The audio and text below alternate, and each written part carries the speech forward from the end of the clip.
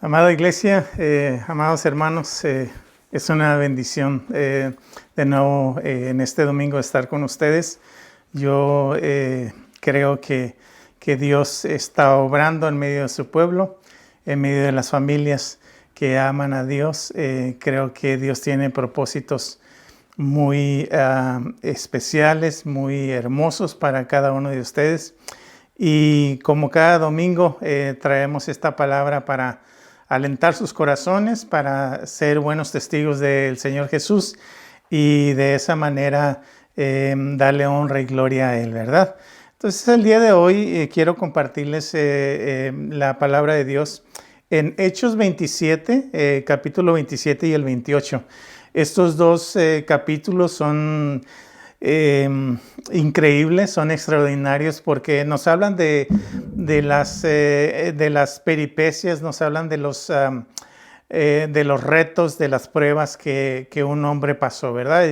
Y estamos hablando especialmente del apóstol Pablo, ¿verdad? El día de hoy el mensaje se titula el naufragio. ¿Por qué? Porque en el versículo 27 nos habla de que Pablo está viajando como prisionero por la fe, prisionero por predicar de Cristo, y está viajando hacia Roma, ¿verdad? Y en el capítulo 27 de Hechos, versículo primero, se nos dice, cuando se decidió que habíamos de viajar para Italia, entregaron a Pablo y algunos otros presos a un centurión llamado Julio de la compañía Augusta. Entonces aquí se nos da la introducción, ¿verdad? De hacia dónde iba Pablo, cuál era su propósito, más bien está definido, ¿verdad? Iba a Roma, la palabra de Dios nos dice en Hechos 9:15 que iba a ser un instrumento escogido, dice el Señor Jesús, iba a ser un testigo hacia el mundo gentil. El mundo gentil es aquella persona que no es judía, que es de cualquier otra raza, pero que no es judía, ese es un gentil, y él iba hacia los gentiles, iba a testificar acerca de Cristo a los reyes, a los gobernadores, etcétera, ¿no? Entonces, pero va preso, y en el capítulo 27 se nos dice que al ir de puerto en puerto, al ir saliendo, se levanta una gran tempestad, se levanta una gran tormenta, ¿verdad? Esas tormentas que no nos gustaría estar a ninguno de nosotros. ¿Por qué? Porque esa tormenta duró 14 días, ¿verdad? Duró 14 días, dice el capítulo 27, versículo 27. Venida la 14ª noche y siendo llevados a través del mar Adriático, a la medianoche los marineros sospecharon que estaban cerca de tierra. Y echando la sonda hallaron 20 brazas, y pasando un poco más adelante volvieron a echar la sonda y hallaron 15 brazas. Y así continúa la historia, ¿verdad? Pero la idea era que habían pasado 14 días en una tormenta increíble, en una tormenta difícil, que de tal manera que ya dice el versículo 20 del capítulo 27, y no apareciendo ni sol ni estrellas por muchos días, y acosados por una tempestad no pequeña, ya habíamos perdido toda esperanza de salvarnos. Así es que así estaban las condiciones con Pablo, ¿verdad? Él tendría muchas pruebas en su caminar con Cristo. Él pasaría por muchas situaciones difíciles, ¿verdad? Y algo que hacen las pruebas en la vida es que son necesarias para nuestro crecimiento, para que entendamos que seguir a Cristo realmente cuesta, no es algo fácil de hacer. Jesús nunca prometió una vida llena de felicidad, llena de ningún problema, de ninguna situación difícil aquí en la tierra. Por eso mucha gente se le hace difícil este camino, pero las pruebas hacen eso, nos hacen entender que el Evangelio es real. El evangelio no debe ser vendido de una forma barata en la cual muchas veces se le dice a la gente, hazte cristiano y todos tus problemas se van a desaparecer. En realidad sucede lo contrario. Vienen más pruebas y vienen más duras. Vienen pruebas con la familia, vienen pruebas de parte de Satanás, vienen pruebas de parte de aquellos que odian el evangelio.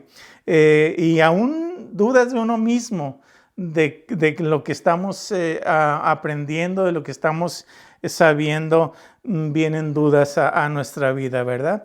Entonces, si te fijas este viaje, te invito a que leas este capítulo 27 y 28 de Hechos y te des cuenta entonces que el viaje de Pablo no fue de ninguna manera sencillo ni fácil, ¿verdad? Y la pregunta sería, ¿por qué el cristiano tiene que sufrir? ¿Por qué el cristiano tiene que pasar por pruebas, verdad? ¿Que no está Dios con nosotros? ¿Que Dios no estaba con Pablo? Bueno, ¿por qué suceden estas cosas a nosotros que queremos hacerle el bien al prójimo, que queremos salir en la vida honestamente, que queremos hacer las cosas bien? ¿Por qué tenemos tantos problemas muchas veces? ¿Por qué tenemos tantos naufragios? Tantas situaciones difíciles que están a nuestro alrededor. Bueno, esa es la razón. Número 1, para cumplir los propósitos de Dios. Para cumplir los propósitos de Dios. Dios en su misericordia y en su omnisciencia quería llevar la palabra de salvación, la palabra de sanidad, la palabra de poder a esta isla donde Pablo nos dice la escritura que 276 personas iban en esta embarcación. Y se titula el naufragio porque precisamente eso es lo que sucede, ¿verdad? Se pierde absolutamente todo, toda la carga, se pierde el barco, se destruye el barco, entonces se pierde todo, ¿verdad? Pero a pesar de esa pérdida que pareciera, ¿verdad? Dios quiere cumplir sus propósitos, Dios quiere cumplir su voluntad, ¿no? Entonces, Él quería llevar la palabra a esta gente nativa de esta isla que el texto dice que se llamaba Malta, que en el capítulo 28. Y entonces, vamos, qué interesante es esto, hermanos, porque aparentemente algo negativo, la pérdida de las cosas materiales del barco, la pérdida del mismo barco, algo negativo va a trabajar a favor de Dios y a través de sus propósitos, ¿verdad? Entonces, cuando nosotros nos encontremos en un tipo de situaciones ahí donde pareciera que estamos naufragando, que han pasado muchos días sin ver una respuesta, sin ver una luz a nuestra situación, a nuestro problema, eso quiere decir que Dios está obrando detrás del telón, que Dios está cumpliendo sus propósitos en nuestra vida, ¿verdad? Aún Dios utiliza al diablo para cumplir sus propósitos, ¿verdad? Y una de las cosas que tenemos que entender, amada iglesia, es que Dios no nos va a dejar solos en medio de la tormenta, en medio de la tempestad, en medio del problema. Dios siempre nos va a dar aliados para salir adelante en las pruebas. Y en el capítulo 27, versículos 1 y 3, se nos dice que Dios le dio a Pablo un aliado. Y ese aliado era el centurión, el que estaba a cargo de su seguridad. Él se llamaba Julio. Y entonces vemos que Dios le da a este personaje, a Pablo, en medio de esa embarcación, en medio de toda esta gente, para ayudarle en su travesía, para ayudarle en sus necesidades, ¿verdad? Y lo vemos ahí pues obrando, porque dice que en el En el capítulo 31 del capítulo 27 hay hasta una alianza entre ellos y dice, pero Pablo dijo al centurión y a los soldados, si estos no permanecen en la nave, nosotros no podemos salvarnos. Entonces había un complot de parte de los, en el versículo 30, en el anterior dice, entonces los marineros procuraron huir de la nave. Entonces Pablo de alguna manera sabe que estos quieren huir de la nave y entonces le dice al centurión, los soldados, ¿saben que si estos marineros se van o escapan, no tenemos oportunidad de salvarnos? Y entonces hacen una alianza y cortan el complot, ¿verdad? Entonces vemos ahí trabajando Pablo y el centurión como aliados, ¿verdad? Y en el versículo 27-43 también nos dice algo muy interesante. La escritura dice, pero el centurión, queriendo salvar a Pablo, les impidió este intento y mandó que los que pudiesen nadar se echasen los primeros y saliesen a tierra. Hablando cuando ya la nave estaba a punto de naufragar, vemos que el centurión quería salvar a Pablo, ¿verdad? Dándole un aliado, Dios, de nuevo a Pablo. Entonces, Dios siempre va a poner personas de alguna manera en tu vida que van a ser tus aliados, que van a ser esas personas que te van a apoyar con sus palabras, a apoyar con recursos, a apoyar de alguna manera para que tu travesía sea una travesía en la cual estés cuidado, estés protegido. Y fíjate en el versículo 27-31, en el versículo 27-23, se nos dice otro aliado que Pablo tenía. Dice, Pablo está diciendo, porque esta noche, hablando con la tripulación, ha estado conmigo el ángel de Dios, de quien soy y a quien sirvo. Entonces vemos ahí que Pablo no era un común prisionero, ¿verdad? El ángel del Señor había estado con él y le había asegurado que nadie de la tripulación iba a morir. Entonces eso les animó, les fue un aliado más en esta travesía tan tremenda, en este viaje que pareciera una película de esas películas que te mantienen pegado al televisor o a la pantalla, ¿verdad? Muy, muy, muy emocionante esta historia por todos los matices y todas las cosas que ocurren, pero son cosas que nos enseñan a nosotros que en los naufragios de la vida no estamos solos, ¿verdad? No estamos solos. Entonces, quisiera leerles el inicio del capítulo 28, donde ellos ya nadan hacia esta isla una vez que se ha perdido el barco. Y dice el versículo primero, estando ya a salvo, supimos que la isla se llamaba Malta. Y los naturales nos trataron con no poca humanidad, porque encendiendo un fuego, nos recibieron a todos a causa de la lluvia que caía y del frío. Entonces, habiendo recogido Pablo algunas ramas secas, las echó al fuego y una víbora, huyendo del calor, se le prendió en la mano.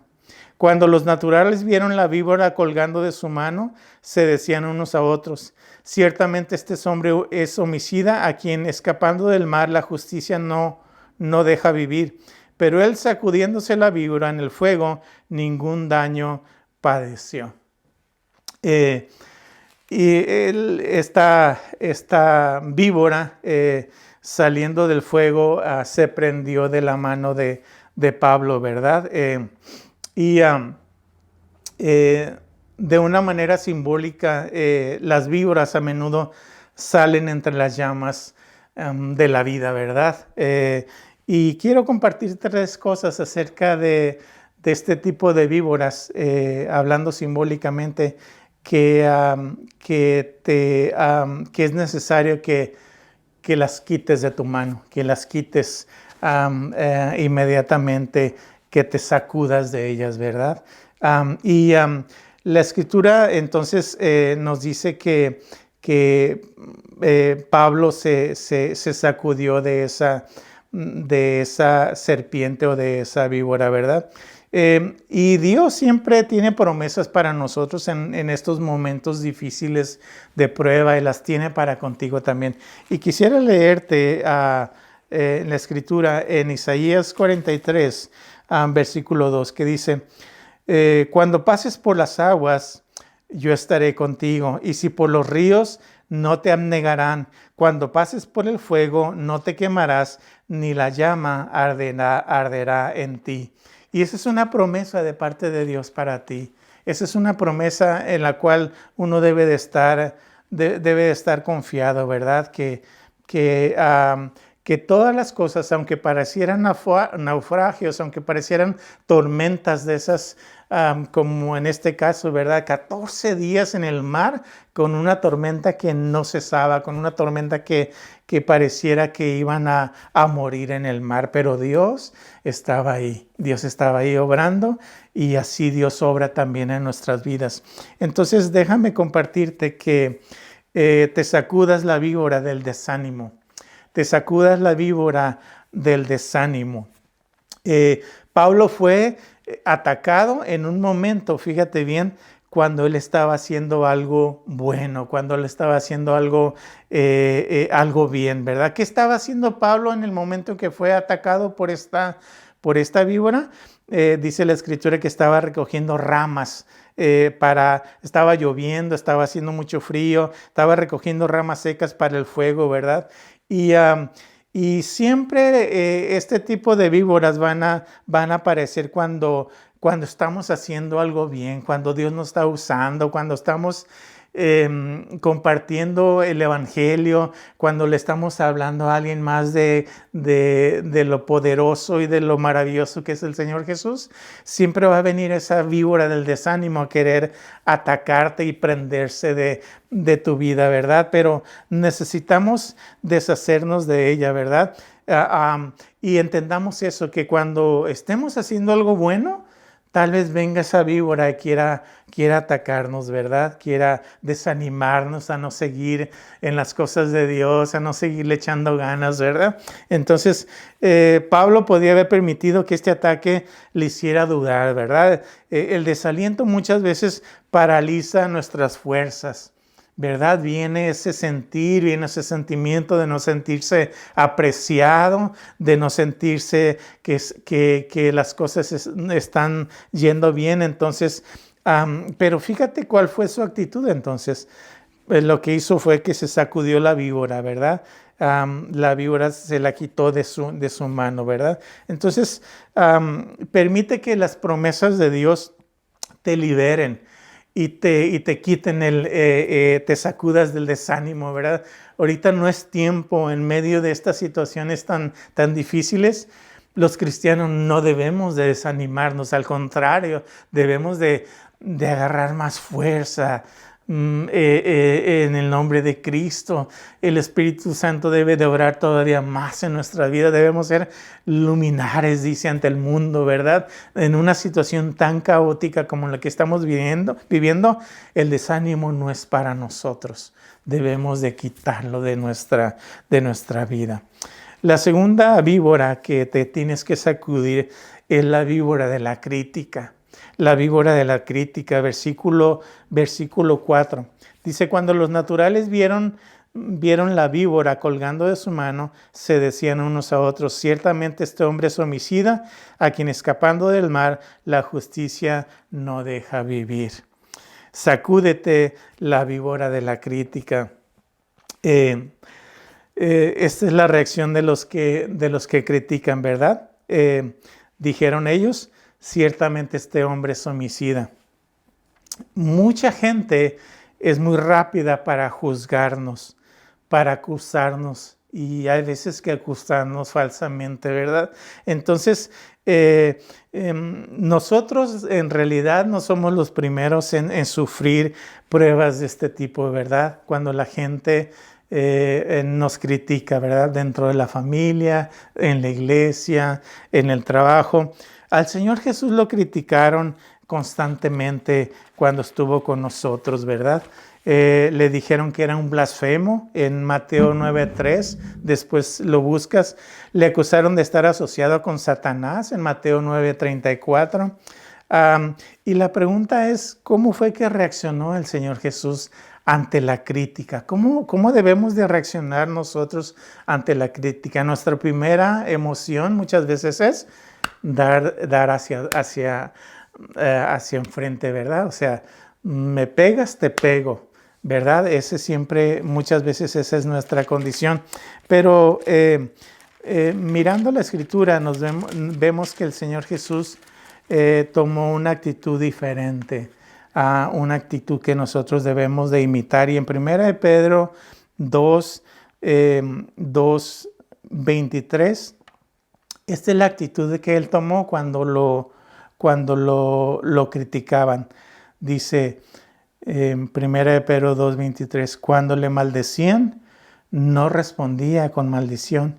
Cuando padecía, no amenazaba, sino que encomendaba la causa al que juzga justamente. El Señor Jesús encomendaba su causa a Dios, ¿verdad? Encomendaba su causa a Dios. Entonces, esa es la manera que nosotros debemos de reaccionar, ¿verdad? Como el Señor Jesús lo hizo. Si me critican, yo voy a guardar silencio, no te voy a protestar, no te voy a tirar con más basura, sino que voy a tomar la crítica y voy a tomar el ejemplo del Señor Jesús, ¿verdad? Y nos vamos a ahorrar muchas heridas en nuestra vida, ¿verdad? No debemos de poner los ojos en el hombre, sino en Jesús, como dice Hebreos 12:1 y 2. Entonces, deshazte de la víbora del desaliento, deshazte de la víbora de la crítica. Y una tercera víbora que tienes que sacudirte también es la víbora de las pobres expectativas. De las pobres expectativas. ¿Y qué quiero decir con eso? Bueno, si te fijas bien, los nativos se hicieron expectativas acerca de Pablo, ¿verdad? Dice, ellos estaban esperando que él se hinchase o cayese muerto de repente, mas habiendo esperado mucho y viendo que ningún mal le venía, cambiaron de parecer y dijeron que era un dios. Los nativos entonces esperaban una reacción, ¿verdad? Cuando una víbora te muerde, pues su veneno entra en tu cuerpo y te empieza a hinchar y a los minutos tal vez caigas muerto si no hay un antídoto. Pero aquí vemos que esas eran las expectativas de estos nativos, que eran expectativas en realidad pobres, ¿verdad? Porque no sabían con quién estaban tratando, ¿verdad? Y algunos tienen expectativas de usted y de mí como cristiano, como nuevo creyente, y piensan que no vamos a durar en esto, que este camino es de locos, que en este camino vamos a tropezar, que vamos a caer, como hemos tenido o tuvimos vidas difíciles, con muchos problemas, con muchas situaciones, piensan que nos vamos a regresar al mundo, que vamos a volver a lo que hacíamos antes, ¿verdad? Pecar y hacer cosas que no agradaban a Dios. Ellos estaban esperando, la gente está esperando que abandonemos el camino recto, ¿verdad? Pero sacúdese de esas conclusiones sin base, ¿verdad? Que otras personas sacan, ¿verdad? Que por envidia o por diferentes situaciones tienen pobres expectativas de cómo somos nosotros como cristianos, ¿verdad? Y lo que Dios, lo que nosotros vamos a hacer para Dios, ¿verdad? Entonces, cuando vienen estas víboras, tenemos que deshacernos de ellas. Debemos de deshacernos de ellos. Debemos de servir más bien, ¿verdad? Dice Dice, debemos de estar listos para servir en medio del desánimo, en medio de la crítica y en medio de las pobres expectativas que tiene la gente de nosotros. Y veamos el ejemplo de nuevo del apóstol Pablo. Dice el versículo 7 y 8, fíjense cómo Dios en medio de estas situaciones, en medio de haber naufragado, en medio de haber perdido todo, cómo lo usa en esta isla a Pablo. Dice el versículo 7 del capítulo 28. En aquellos lugares había propiedades de un hombre principal de la isla llamado Publio, quien nos recibió y hospedó solícitamente 3 días. Y aconteció que el padre de Publio estaba en cama, enfermo de fiebre y disentería. Y entró Pablo a verle y después de haber orado le impuso las manos y le sanó.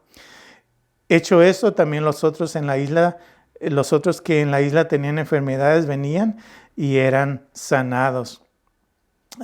Los cuales también, dice, nos honraron con muchas atenciones y cuando zarpamos nos cargaron de las cosas necesarias.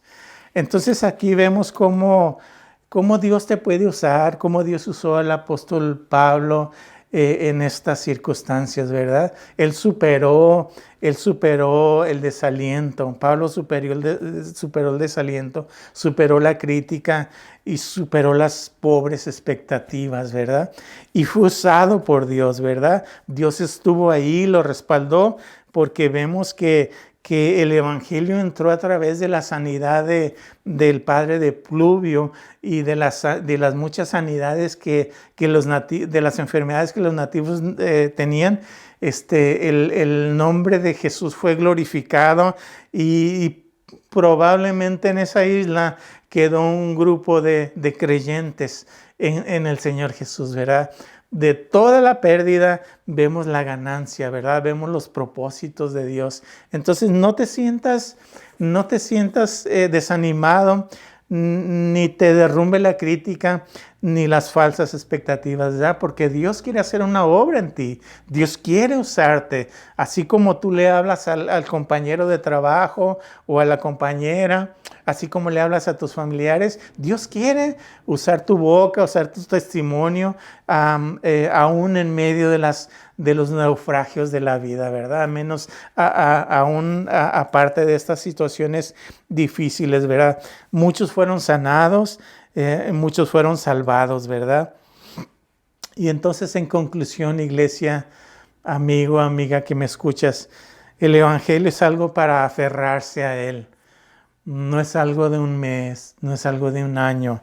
El evangelio son noticias buenas para vivirlas, para honrar a Dios y para honrar su palabra, ¿verdad? Entonces,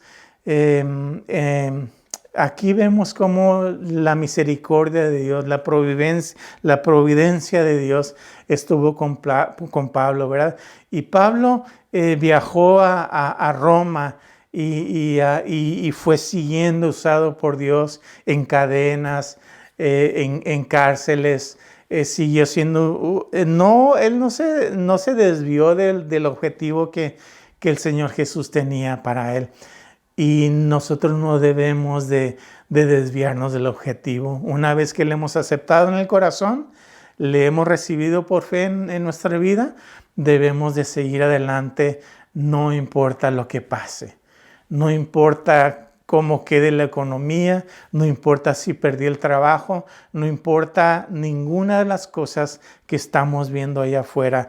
Dios está con nosotros, Dios está contigo. Así es que anímate. Hay muchas aventuras adelante por construir, hay muchas cosas preciosas en las cuales Dios te quiere usar.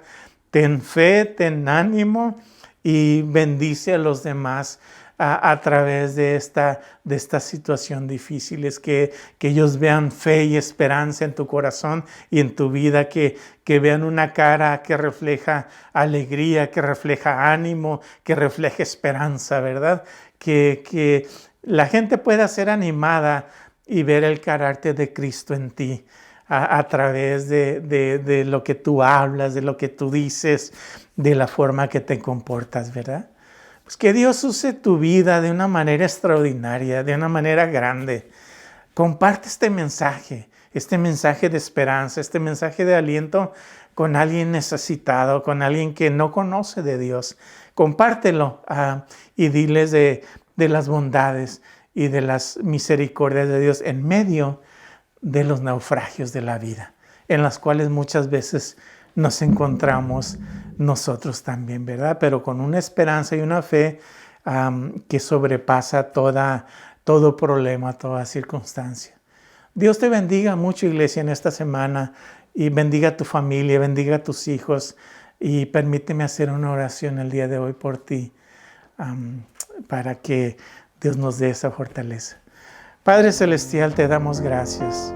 Mira que has sido bueno para con nosotros, y en los naufragios de la vida siempre nos has extendido tu mano, no nos has dejado, no nos has abandonado. Nos enseñas a diario cómo comportarnos, cómo ser un fiel seguidor tuyo, Señor. Y te pido que tú le des aliento a tu iglesia, fortalécela, a las familias, a los varones, a las damas, a todo el ministerio que se desarrolla en una iglesia. Te pido que los bendigas, le des aliento a los pastores, les des aliento a todo aquel que sirve, aun cuando vengan cosas negativas, aun cuando vengan mordeduras de serpientes. Tú dales la libertad, tú dales la sanidad, tú conforta las heridas y los corazones que se han desanimado o que han recibido mucha crítica en estos momentos. Yo te pido que traigas sanidad a tu pueblo, una sanidad en interior, una sanidad en la cual tu nombre y tu poder sean glorificados. Gracias te damos, Señor, y te pedimos que nos saques de esta crisis en la cual estamos en estos momentos, para la gloria y honra de tu nombre. Bendícenos. Gracias, Señor Jesús. Amén y amén. Mi amada iglesia, Dios te bendiga y feliz domingo.